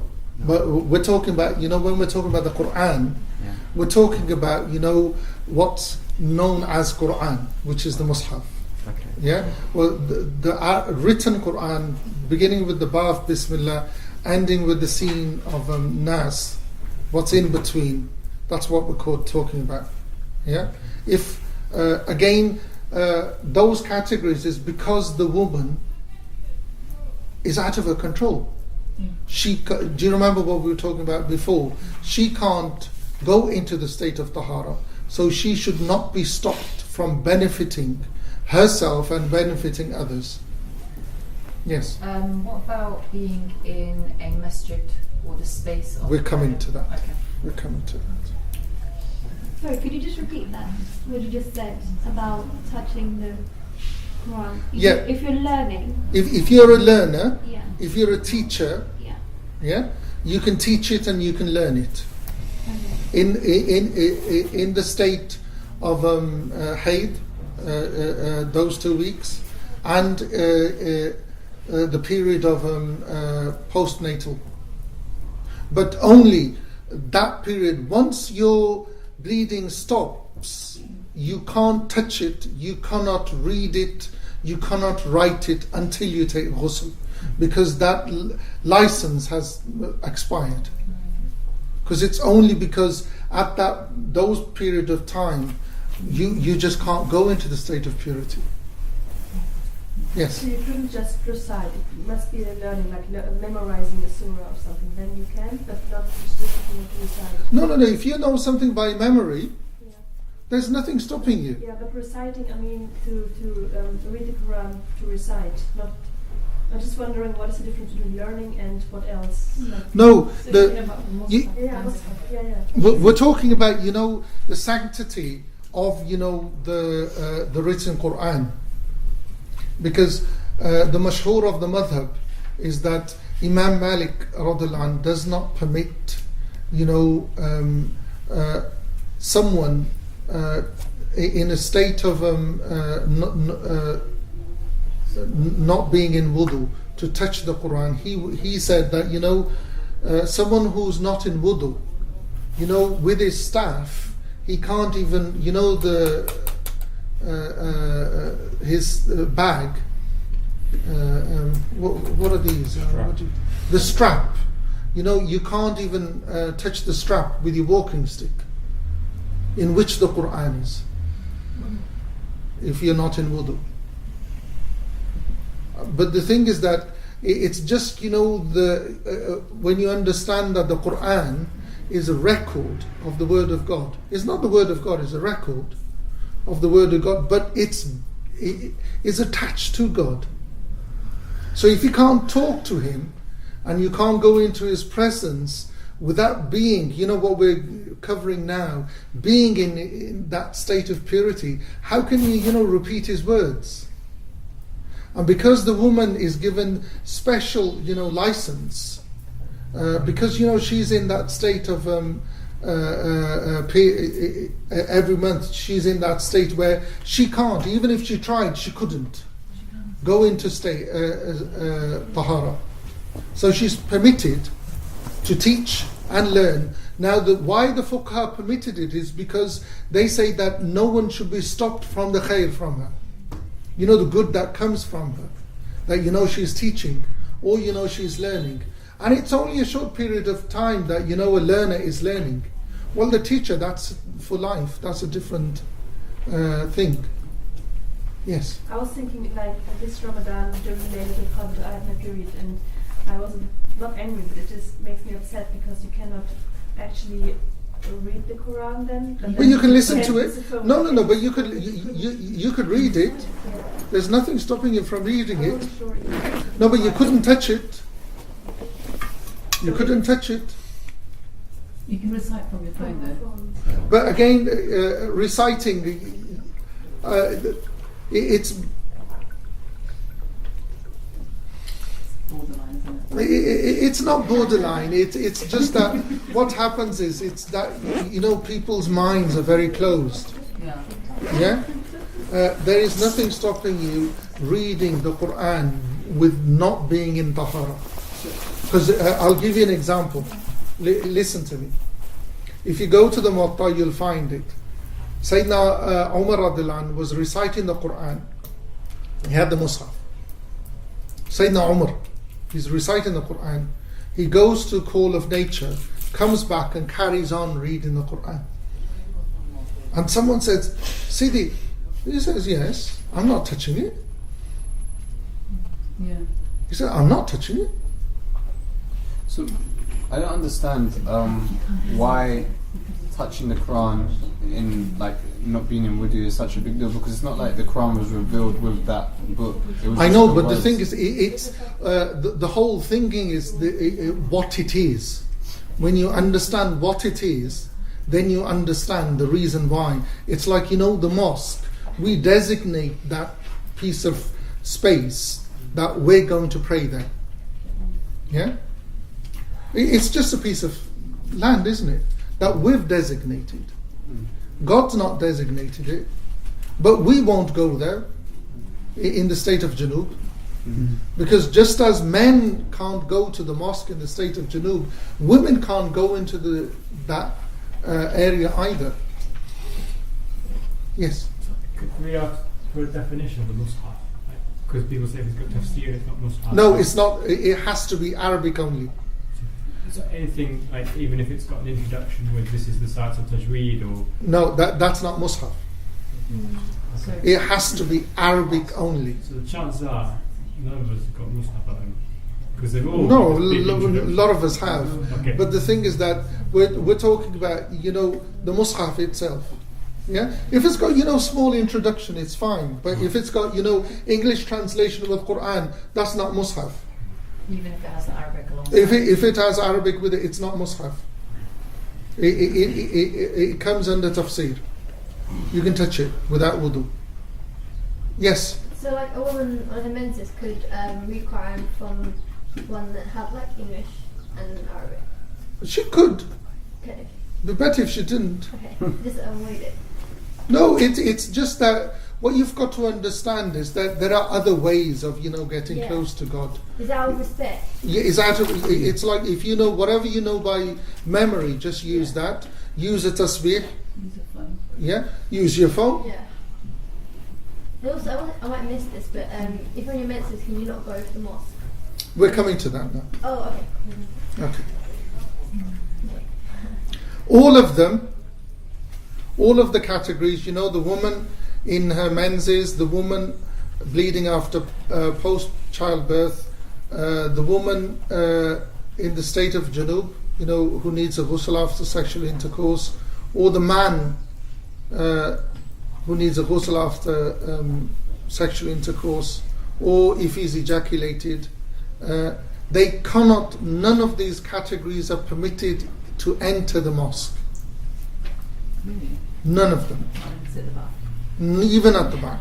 So, but then it comes down to definition of what is the mosque, because a lot of places... We're talking about mosque, masjid. We're not talking about community centres. What about zawiyas? Zawiyas, yes. What? Yes, what? Yes, they can. They can enter. They can enter. What is that? A zawiya is where, people go and sit and do dhikr. Oh, okay. It's not designated as a mosque. Sidi, what is the definition? What is a mosque then? Because if you pray in a zawiya, it's a mosque as well. No. Zawiyas have zawiya mosques.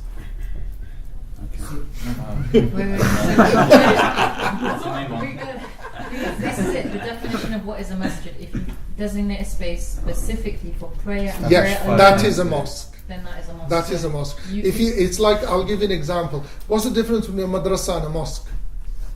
Madrasa is for learning. Madrasa is for learning. A zawiya is for doing dhikr.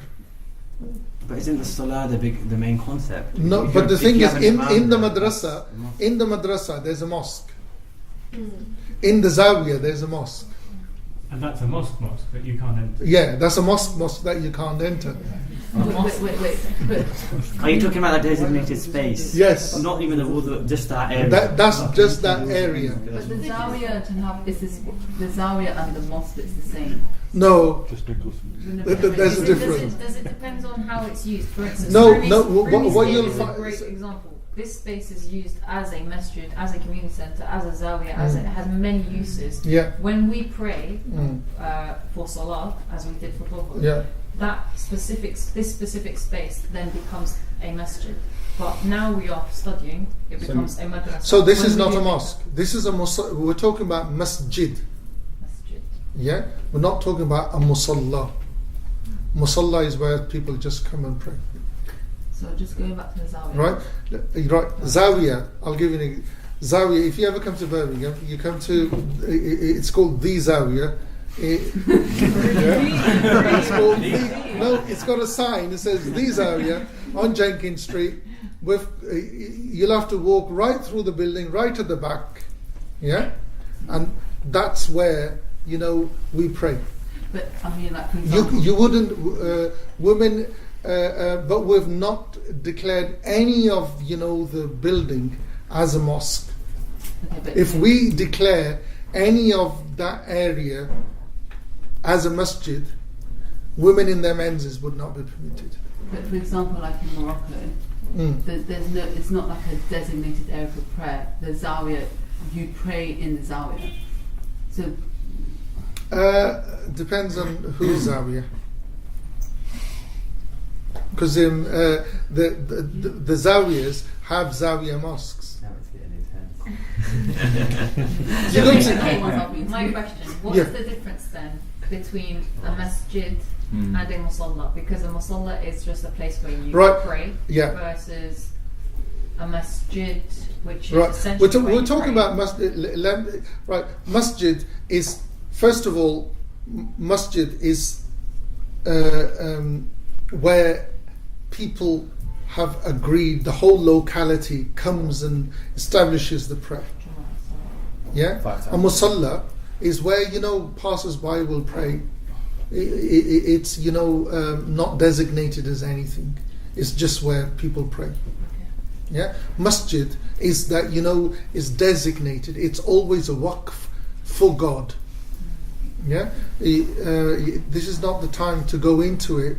Majority of the mosques in this country, majority of them do not come under the definition of mosque in Maliki Fiqh. So then that's a mushkila for Jum'ah. It isn't. We follow the Hanafis. Could a woman, because so often there are talks and stuff in masjids proper that a woman can't attend. But the thing is, what they've done is that you see, a majority of mosques in this country have a designated prayer hall. Right? It says prayer hall. Yeah. So what we're talking about is that woman in that time can't enter that prayer hall. So wherever the woman's prayer hall is, she can't go there either. Yeah. But say they're running a class. Yeah. They do it in the prayer hall because that's typical. Yeah. They shouldn't do it. I know, but they do, and that's the only place for a woman to get knowledge. Could she Can't say this isn't a Maliki place? This is not a masjid by the Maliki. No, it's not a Maliki thing. Okay. This is not a Maliki thing. Right. What do you mean it's not a Maliki thing? As in, so our local mosque, they haven't designated it. It's not. No.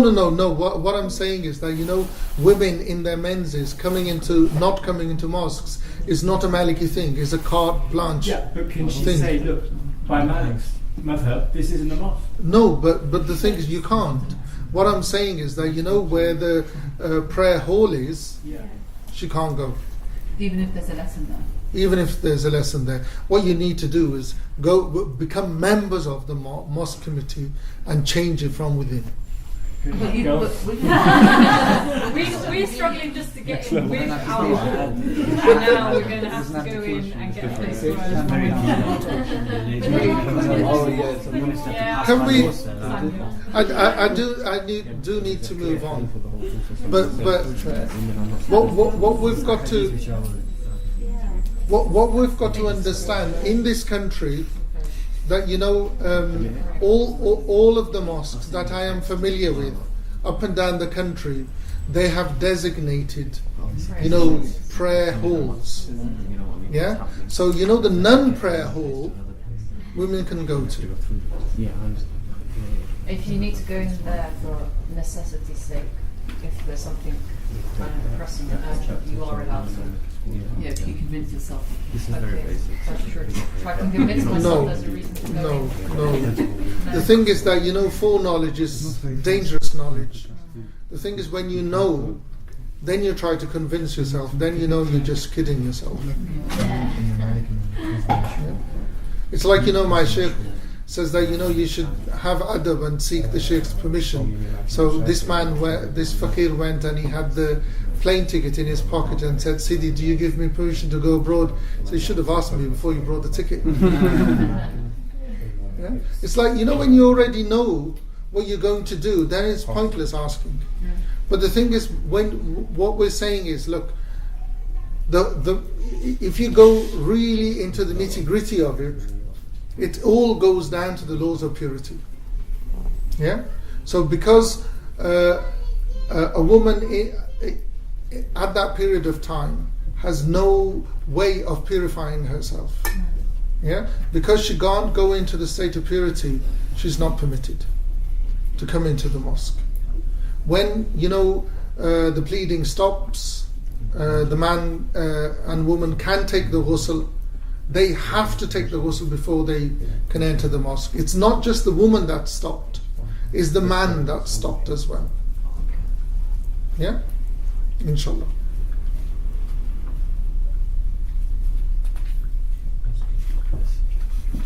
Sheikh, we just have a question. You keep on mentioning the mashhur. Yeah. Obviously you've got the mashhur, you've got the raji', and then you've got the da'if. Mashhur is predominantly Imam Malik, and then who else do you have? Like, obviously in the Maliki school and the Shafi school, you have, and all of the schools, you have that following, that you have two or three main shuyukh that would fit into the categories. What we have is, look, we've got in the school there's mashhur, which is well known opinion, and then the definition of that is that the majority of the scholars hold that opinion. Okay. Yeah. Then you have rajih. Rajih means that majority, it has the strongest evidence for it, a majority of scholars who adhere to it. Yeah. What's the thing that's similar to rajih? The definition of rajih, the overwhelming and the well-known, is majority of scholars adhere to it. Yeah. So the rajih and the mashhur is a synonym for both. Okay. And what you do is you go to Qutb Dardir's Aqrab al-Masalik, which has the rajih of the madhab. Oh, okay.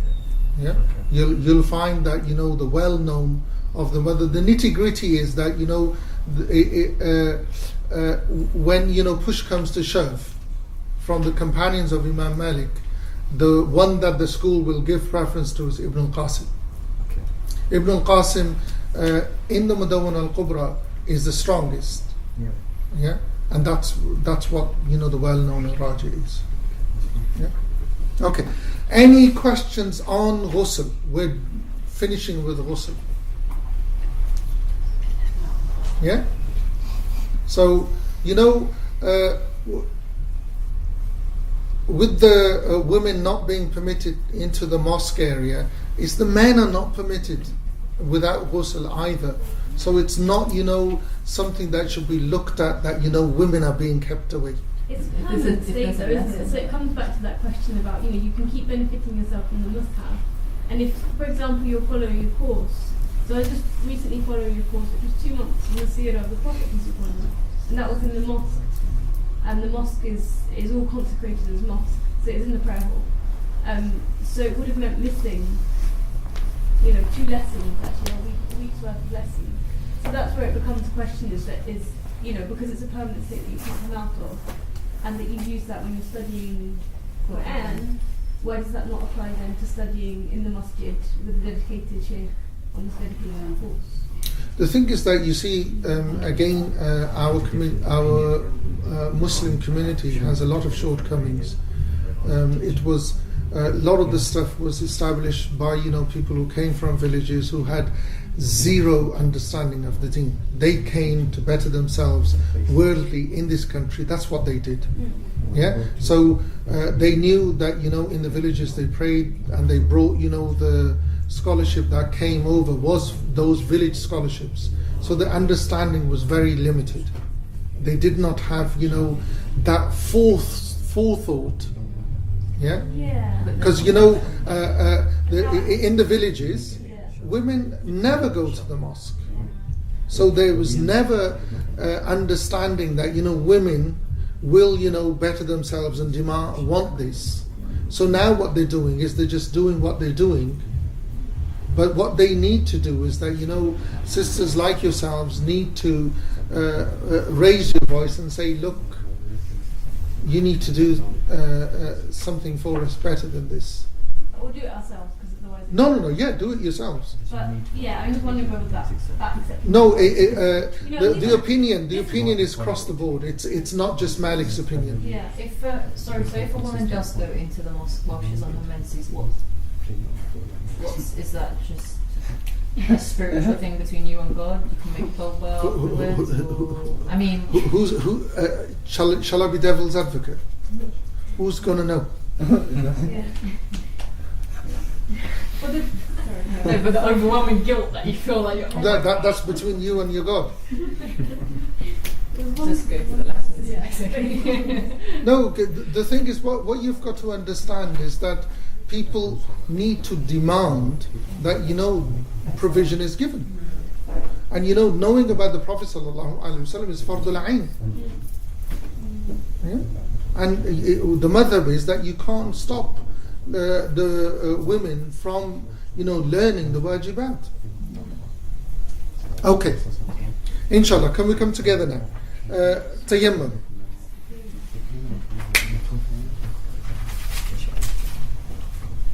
What time is Asr here? It's past. We were into Asr already. You're into Asr? Okay. 4:37. Can we take a break for Asr and then... Who needs to do wudu?